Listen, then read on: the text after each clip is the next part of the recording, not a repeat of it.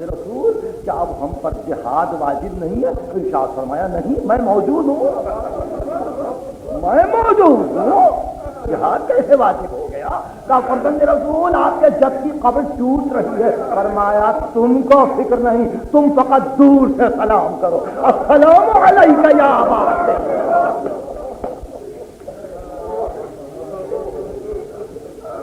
اس لیے کہ اس کا محافظ کوئی اور ہے، ہمارا احتجاج ہے، ہمارا پروٹیسٹ ہے، ہماری آواز بلند ہو رہی ہے کہ دیکھو غلطی ہو رہی ہے، دیکھو غلطی ہو رہی ہے، مگر تم کو یہی کہنا پڑے گا کہ اے آل محمد اگر یہ قبریں ٹوٹ رہی ہیں لیکن آپ کو اللہ نے جو عظمت دی ہے وہ یہ ہے کہ ان صلواتنا علیکم وما قصنا به من ولایتکم طیبا لخلقنا طہارة لانفسنا تزکیة لنا کفارة لذنوبنا۔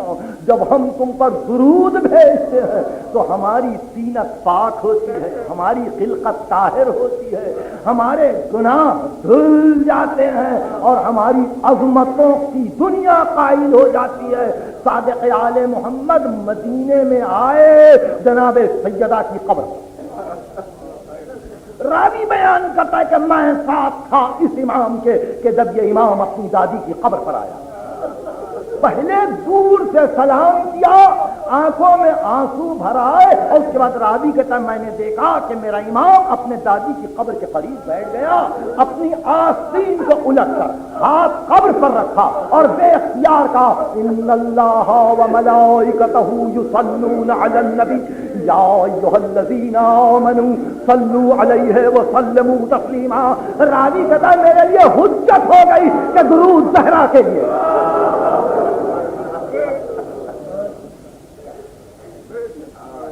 ہم اس منزل پر آ گئے، آپ کو تھوڑی سی زحمت دی۔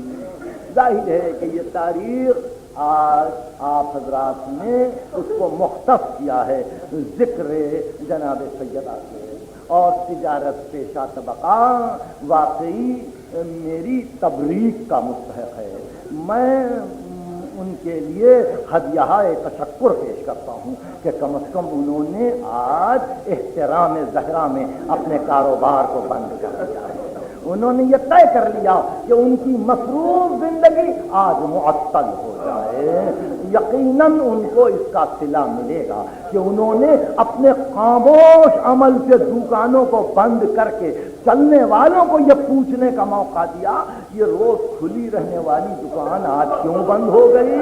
ممکن ہے کوئی کہنے والا کہہ دے آج فاطمہ زہرا کا غم منایا، آج رسول کی بیٹی کا ماتم کر رہے ہیں۔ میں بڑا مطمئن ہوا دوستو جب کراچی اسٹاک ایکسچینج کا اعلان پرسوں اخباروں میں آیا کہ آج ان کا کاروبار بند رہے گا، اس تفصیل کے ساتھ اعلان آیا کہ جناب فاطمہ زہرا کی وفات کے دن ہمارا بازار بند رہے گا۔ اللہ کا شکر ہے کہ یہ سلیقہ پیدا ہو چکا، لوگ اب پوچھنے لگے کہ کتنا احترام کا دن ہے کہ آج کاروبار کو یہ سب روک رہے ہیں، تو اب آپ نے دیکھا کہ توڑنے والے نے قبر کو توڑ دیا۔ سنو اب وہ مر جائے تو کسی کا کاروبار رکے گا؟ یہ ظالم مر جائے تو کوئی اپنی دکان کو بند بھی کرے گا، اور اس طرح سے کہ نسلاً بعد نسل، جیلاً بعد جیل، قبیلاً بعد قبیل، اس طرح سے کوئی غم مناتا ہے؟ کہاں 11 ہجری، کہاں 1384 ہجری، وہی غم، وہی ماتم، وہی ذکر، وہی سلسلہ، عورتوں کی زبان پر یہی، ہماری لڑکیوں کی زبان پر یہی، ہمارے چھوٹے بچوں کی زبان پر یہی، اور اس منزل پر پہنچ کر آہستہ آہستہ کسی کا یہ کہنا بلقیس پاسباں ہے یہ کس کی جناب ہے، مریم درود خواں ہے یہ کس کی جناب ہے، آہستہ آہستہ کسی کا یہ کہنا کہ خورشید آسمان ادب کا طلوع ہے، مدح جناب فاطمہ زہرا شروع ہے، آہستہ آہستہ کسی کی توجہات کا اس طرف منصب ہونا کہ اکلوتی بیٹی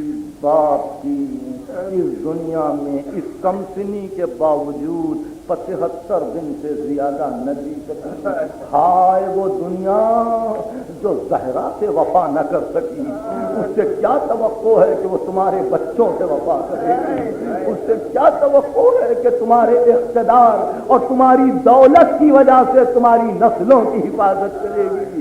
جہاں محمد کی نبوت اور محمد کی عظمت اور محمد کے احسانات کو زہرا اپنے خطبے میں گنوا رہی ہیں کہ تم ذلیل تھے، تم مسکین تھے، تم فاقہ تھے، تم حیران تھے، تم گم کردہ راہ تھے، تمہارا کوئی تمدن نہ تھا، تمہاری کوئی تہذیب نہ تھی، تم یہودیوں کے پنجے میں گرفتار تھے، تم کو نصرانیوں نے گھیر لیا تھا، تم کو ذؤبان عرب اور عرب کے بھیڑیوں نے کھانے کی کوشش کی تھی. میرے باپ نے تم کو سنبھالا، میرے باپ نے تم کو بچایا، میرے باپ نے تم کو عزت دی، توقیر دی، نام دیا، مقام دیا، سلطنت عطا کی. آج تم اس کی بیٹی کو محروم کر رہے ہو. زیادہ وقت نہیں گزرا، فرماتی ہیں والعہد قریب. یہ تو ابھی کی بات ہے نا، یہ تو 2-4 دن کی بات ہے. تم نے دیکھا تھا بھری مسجد میں اگر میں آتی میرا باپ تعظیم کرے. ارے تم نے دیکھا تھا نا کہ باپ میرا استقبال کے لیے جاتا، میرا ہاتھ تھام کے اپنی جگہ پر لاتا، اپنی مسند پر بٹھاتا اور کہتا انی اشم عندک رائحۃ الجنہ. زہرا تیرے پاس سے باپ کو جنت کی بو آ رہی ہے.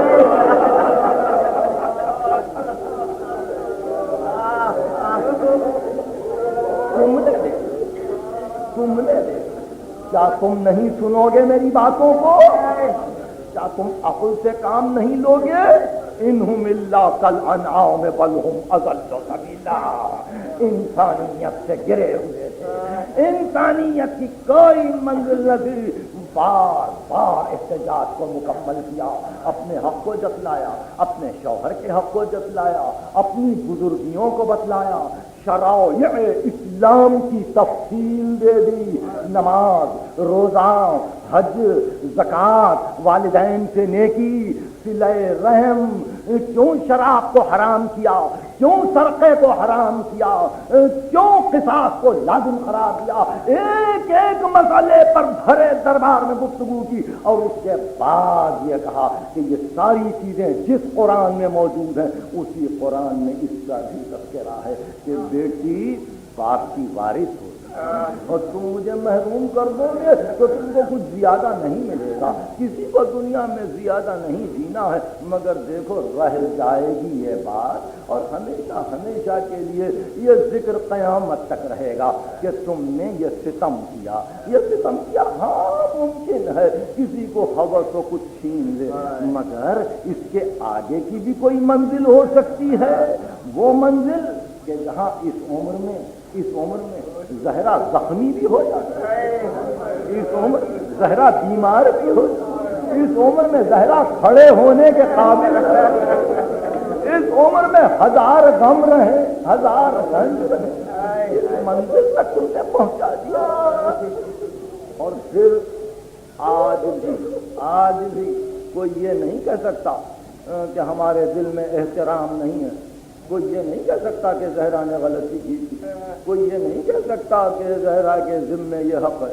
نہیں، آج بھی دنیا مان رہی ہے کہ محمد کی یہ بیٹی ایک محتم شان منزل پر فائز ہے.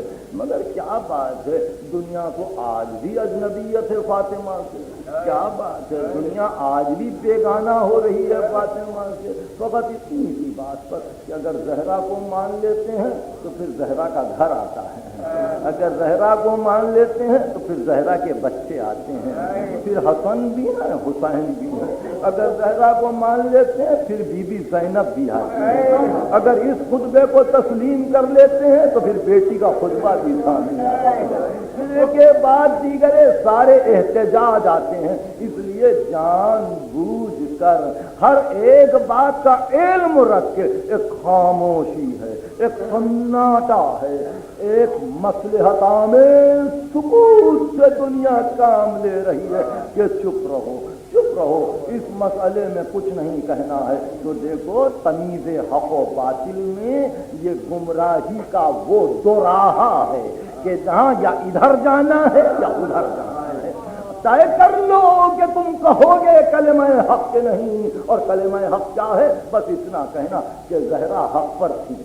مسئلہ خلافت کا نہیں ہے، مسئلہ حکومت کا نہیں ہے، مسئلہ تخت و تاج کا نہیں ہے، مسئلہ زہرا کے حق کا ہے، ایک بیٹی کے حق کا ہے، جو جا کر اپنے قدر گرامی کی قبر پر یہ کہتی ہے کہ بابا کیسی کیسی باتیں آج ہو رہی ہیں، بابا بابا کس راہ پر امت جا رہی ہے، بابا اگر آج آپ دیکھتے اپنی امت کو تو زہرا کو اتنا طویل خطبہ دینے کی ضرورت نہ ہوتی۔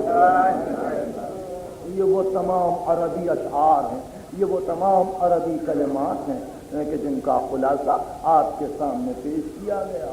وہ وقت بھی آیا کہ جس وقت سے زہرا نے دنیا کو آگاہ کر دیا۔ اختتام پر صرف اتنا عرض کر دوں کہ معصومین کا ایک خاص طریقہ رہا ہے۔ رات جب میں مجلس کو ایرانیان میں خاتمے پر پہنچا رہا تھا تو میں نے امام تقی جواد کا وہ واقعہ آپ کی خدمت میں عرض کیا کہ حجرے میں تشریف فرما کے بات کی آواز کے باوجود خاموش رہے۔ امام رضا آگے بڑھے، زکریا ابن آدم پیچھے پیچھے سے جا کے دیکھا کہ امام تقی جواد جن کا سن 5 برس کا ہے، ایک ظاہری فکر میں خاموش اپنی آنکھوں کو سقف خانہ کی طرف کیے ہوئے بیٹھے ہیں۔ امام نے ایک مرتبہ بیٹے کو گود میں لیا، پیشانی کا بوسہ لیا اور کہا تقی جواد یہ باپ قربان کیا سوچ رہے ہو؟ تو امام تقی جواد نے کہا بابا میں یہ سوچ رہا ہوں کہ میری دادی پر کتنی مصیبتیں ہیں، میں یہ سوچ رہا ہوں کہ میری دادی کے اس صبر کا صلہ کیا ملے گا۔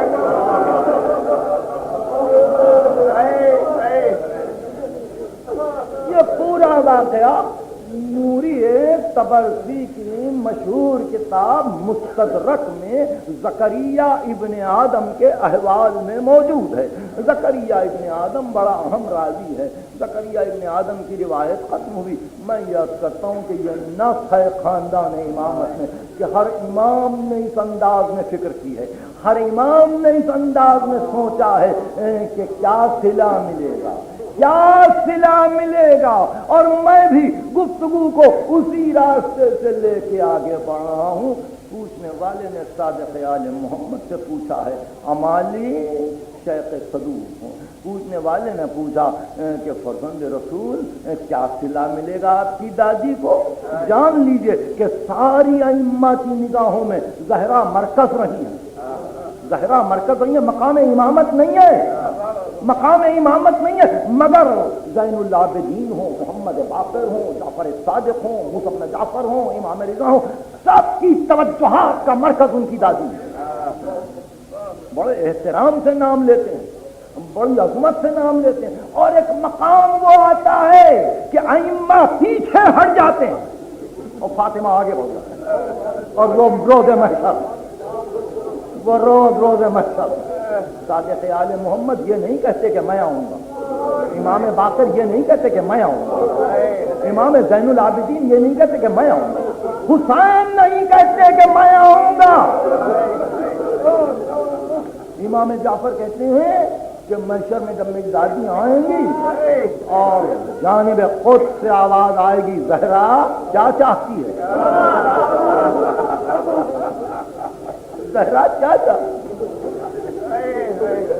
معصوم فرماتے ہیں کہ یہ عرض کرے گی کہ پروردگار تیری کنیز خاص آج صرف یہ چاہتی ہے کہ ایک مرتبہ وہ منظر دیکھے کہ میرا بچہ اپنے 6 مہینے کے بچے کے لیے پیسے پانی مانگ رہا ہے۔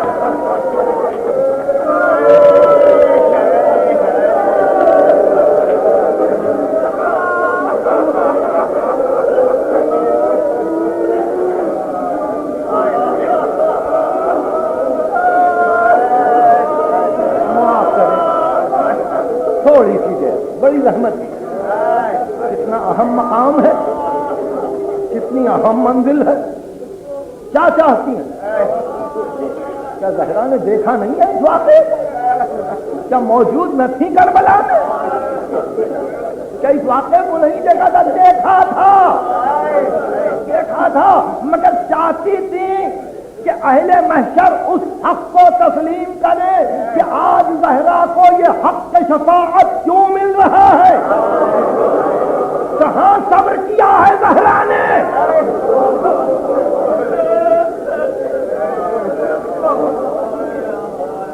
کیا اس ننھی سی میت کے دفن کے موقع پر قلب زہرا نے یہ آواز نہیں دی ہوگی کربلا میں کہ میرے لال کا اس لیے چکی پیس پیس کے پالا تھا کہ اس عمر میں جا کے بچوں کی قبریں دھو جائے۔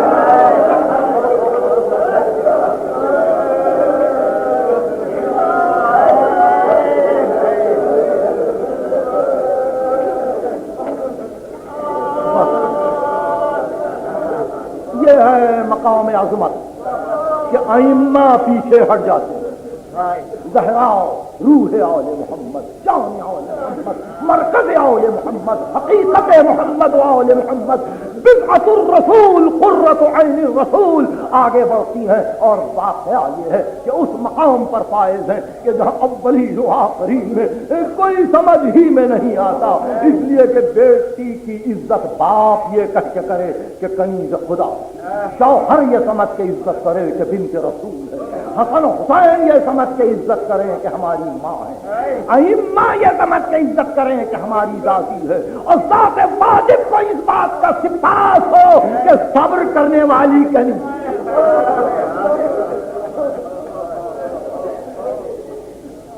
بس ہو گئی گفتگو۔ امیر المومنین نے اس عالم تنہائی میں بی بی کی وصیت پر عمل کیا۔ وصیت یہ تھی، یا علی تم اور تمہارے بچے فقط تم اور تمہارے بچے میرے میت کے ساتھ، کوئی اور نہ آئے، یا علی کوئی اور نہ آئے۔ جب رات زیادہ اندھیری ہو جائے تو اس وقت یہ میت اٹھ سکے، یا علی جہاں مصلحت سمجھو دفن کرو، جہاں مصلحت سمجھو دفن کرو۔ یہ نہیں کہتی کہ مجھے میرے باپ کے نزدیک کچھ جان رہی تھی زہرا، کچھ سمجھ رہی تھی، ورنہ ہر بیٹی کی یہ خواہش ہوتی کہ مجھے میرے باپ کے پہلو میں دفن کیا جہاں مناسب ہو جائے۔ رات کی تاریکی میں میت چلی، چھوٹے چھوٹے بچے ساتھ۔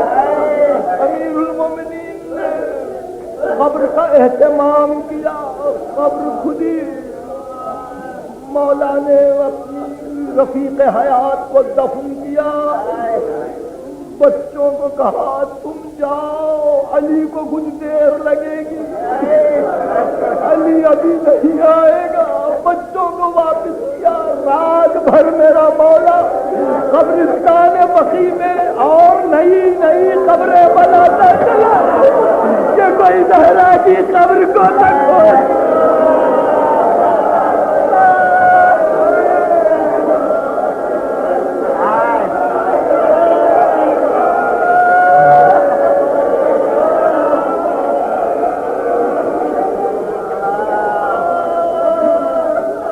صبح ہوئی، نماز ختم ہوئی، امیر المومنین نے بچوں کو دلاسا دیا، محمد کے نواسے ہیں، محمد کی نواسیاں ہیں، صبر کا سلیقہ رکھتے ہیں۔ اس گھرانے سے بڑھ کر کہاں صبر ہے؟ اس گھرانے میں جگہ نہیں، فریادیں نہیں، بے قراری نہیں، اضطراب نہیں، ماتم ہے، غم ہے، رونا ہے، مگر سکون کے ساتھ ہے، وقار کے ساتھ ہے۔ دھیمی دھیمی آوازیں اس گھر سے بلند ہو رہی ہیں کہ ایک مرتبہ امیر المومنین کے غلام دوڑتے ہوئے آئے اور کہا یا علی مدینے والوں کو بڑی شکایت ہے کہ محمد کی اکلوتی بیٹی مر گئی اور آپ نے اہل مدینہ کو اطلاع نہیں دی۔ میں کہہ دو ان سے زہرا کی یہی وصیت تھی۔ زہرا نہیں چاہتی تھی کہ اس کا جنازہ بڑی شان سے اٹھے، بڑی دھوم سے اٹھے، بڑے تبخر۔ زہرا نے کہا تھا کہ غربت میں مر رہی ہوں، غربت میں دفن کر دیتا۔ میں نے زہرا کی میت پر عمل کیا۔ تھوڑی دیر بعد پھر لوگ دوڑتے ہوئے آئے، عرض کیا مولا اہل مدینہ ضد پر اتر چکے ہیں اور کہہ رہے ہیں کہ ہم تو قبر کھود کے نماز پڑھیں گے۔ ارشاد فرمایا جا کے اہل مدینہ سے کہہ دو غلطی نہ کرو، میرا دل نہ دکھاؤ، میں غم زہرا میں بہت زیادہ خستہ حال ہو رہا ہوں، مجھے پریشان نہ کرو۔ اہل مدینہ اپنے اپنے گھروں کو سدھارے، ہم کو ہماری غربت میں چھوڑ دے۔ کہ ایک مرتبہ لوگ دوڑتے ہوئے آئے گا یا علی اہل مدینہ کدال لیے ہوئے اور مختلف آلات لیے ہوئے نئی نئی قبروں کو ٹٹول رہے ہیں۔ اتنا سننا تھا کہ ایک مرتبہ علی کے دل نے کہا علی جب گلے میں رسی بندھی جب تو تو نے صبر کیا، علی جب زہرا کا بازو ٹوٹا تو نے صبر کیا، علی جب کسی نے تماشا مارا تو نے صبر کیا، مگر علی اب صبر کا وقت نہیں ہے۔ تلوار کو کھینچ کے جنت البقیع میں آئے اور کہا اہل مدینہ میں ہوں فاتح خیبر، آج کہتا ہوں کہ اگر یہ خبر کھل گئی تو مدینہ کی گلیوں میں زندہ ہوں۔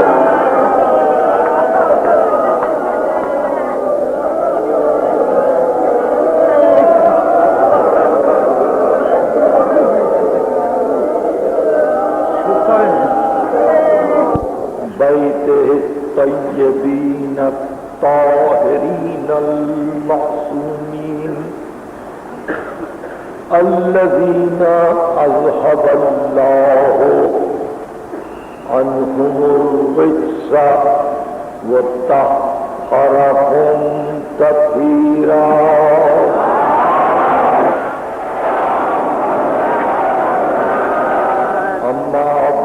فقد قال الله سبحانه وتعالى ما الحياة الدنيا إلا لعب ولهو وللدار الآخرة خير للذين يتقون أفلا تعقلون۔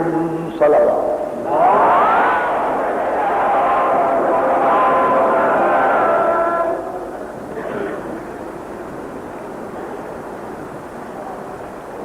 ظاہر ہے کہ مجھے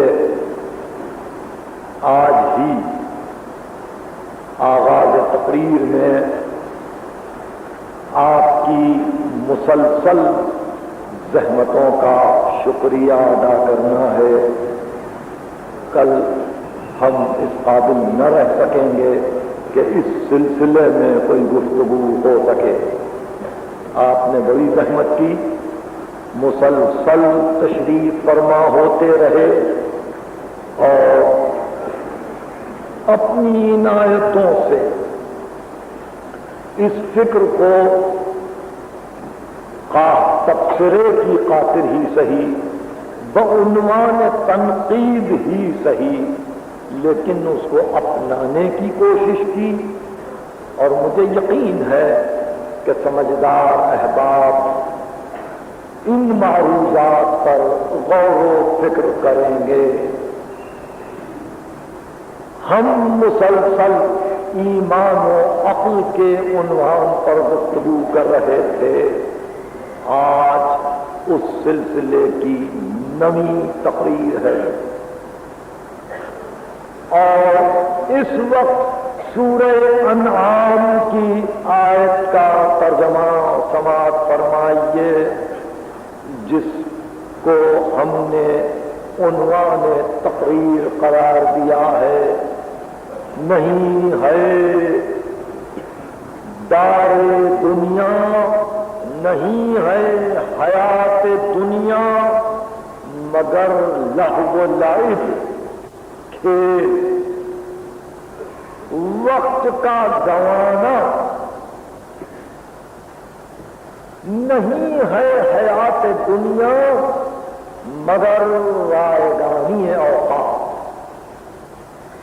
وَلَدَّارُ الْآخِرَةِ، اور یہ کہ دار آخرت خیر للذین یتقون، ان لوگوں کے لیے جو صاحبان تقوی ہیں وہی خیر ہے۔ افلا تعقلون، کیا تم عقل سے کام نہیں لیتے؟ کیا تم نے عقل سے کام نہیں لیا کہ یہ حیات دنیا بجز لہو و لعب کے کچھ نہیں ہے؟